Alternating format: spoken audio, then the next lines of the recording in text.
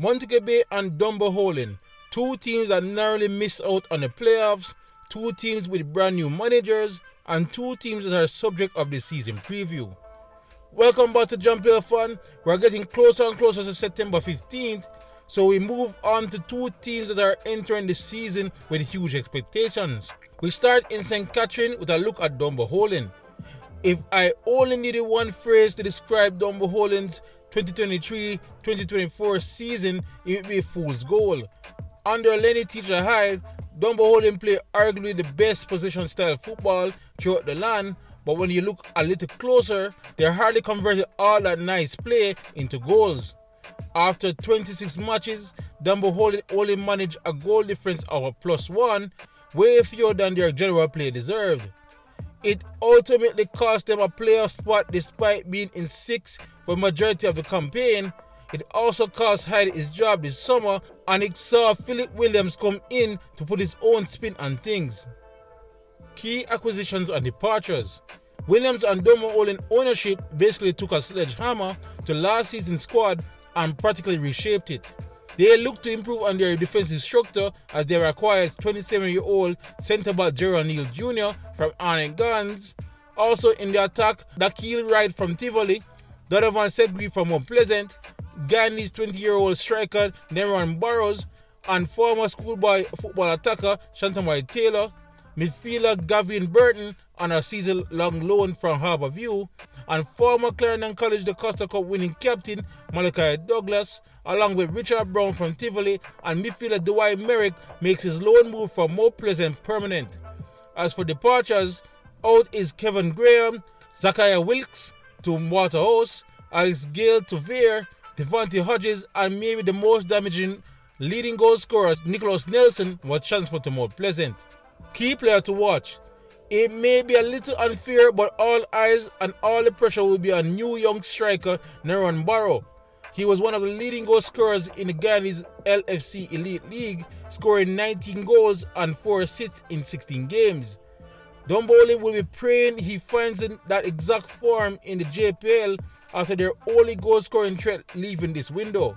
If he doesn't hit the ground running, I am not sure where the goals will be coming from just yet. Their expectations.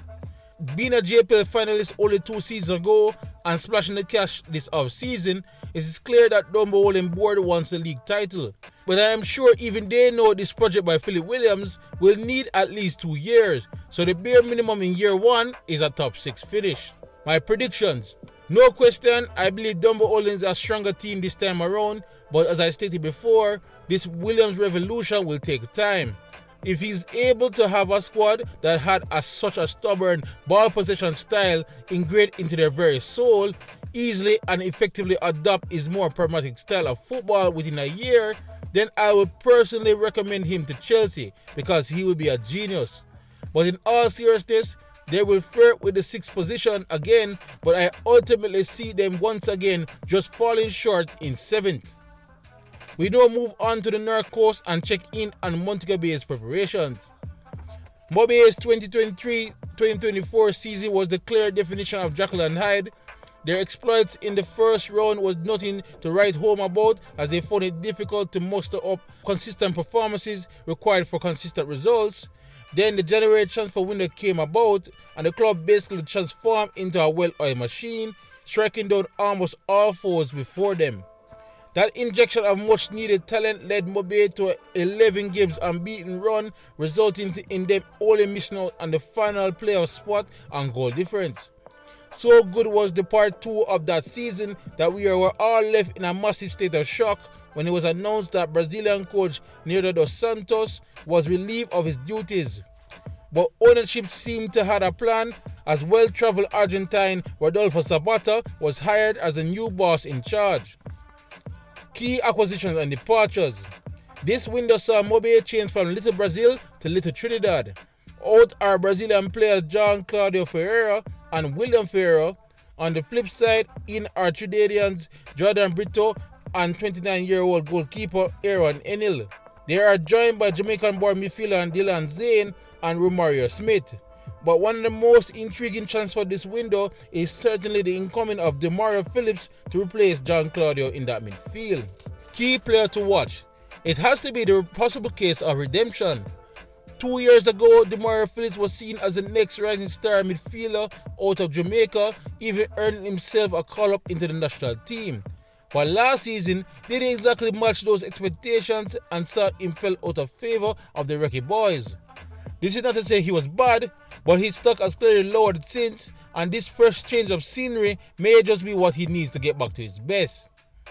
Their expectations. No question about it, this new Montego Bay United ownership is serious about winning, and it will surely take nothing less than a top 3 finish and a Caribbean Cup qualification. My predictions, and honestly, on paper at least, they are in line to achieve this. The squad that blazed a trail in the second half of the season largely remained intact, and they added some smart pieces to it. No real weaknesses is in the team unless you want to nitpick and ask for an upgrade in the fullback positions. So again, success this upcoming season may come down to how Sabata and his tactics adjust to the bumpy and physical nature of the JPL. I see them ending up in 4th and battle very hard for a semi-final spot. But let me know what you guys think in the comment section below. Do you believe that Mobe and Dunbeholden is more of a shoo-in for the top 6? Or do you believe I was right on the money that Dunbeholden will miss out on that top 6 position? Or Montego Bay will disappoint us all and actually finish in the lower side of things? And if you want to see more club previews, check what we have to say about Veer and Umber Lion or Harborview and Malines. Otherwise, for the best JPL content, you're already in the right place, Jamaica Fan. YouTube, big up yourself.